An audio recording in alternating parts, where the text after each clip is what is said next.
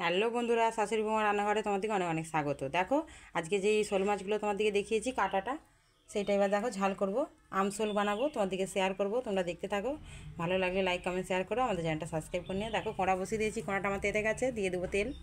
মাছে আগে থেকে নুন মাখানো আছে, দিয়ে দেবো হলুদ গুঁড়ো, দিয়ে ভালো করে মেখে নেবো।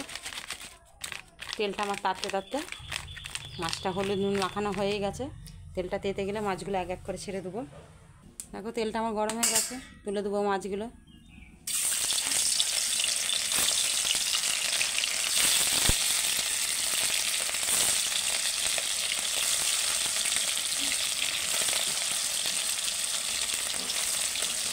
ভেজে নিয়ে তোমার দিকে দেখো সমস্ত মাছগুলো আমার ভাজা হয়ে গেছে, তুলে নেবো। নিয়ে এবার হচ্ছে আমি বাদ বাকি মশলাগুলো দিয়ে মাছের ঝালটা করবো। দেখো এবার তেলেতে আমি দিয়ে দেবো পেঁয়াজ কুচি,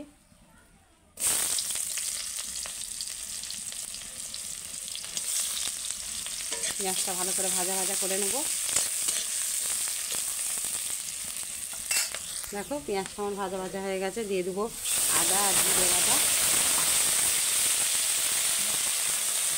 অল্প একটু জল দেবো।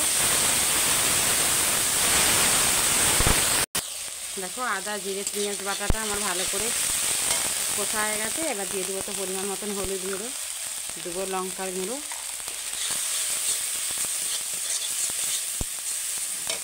দেখো মশলাটা কষা হয়ে গেছে, দিয়ে দেবো আমগুলো,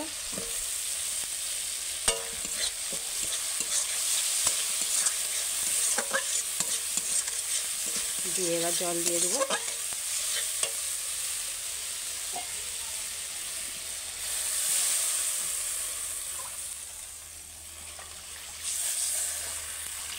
দিয়ে ঝোলটা ভালো করে ফুটতে দেবো।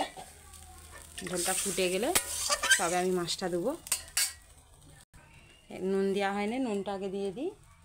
মাছের মেন, যে কোনো রান্নার মেন হচ্ছে নুন।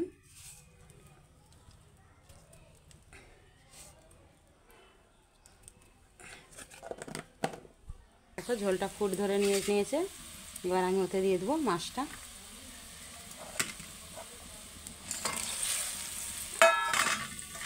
মাছটা দিয়ে হয়ে এলে তার আগে মাছের রান্নাটা প্রায় আমার হয়েই এসেছে। এ দেখো আমগুলো গলে গেছে, এ দেখো। এবার আমি দিয়ে দেবো সর্ষে বাটা, দিয়ে একটু নাড়াচাড়া করে নামিয়ে তোমার দিকে দেখাচ্ছি।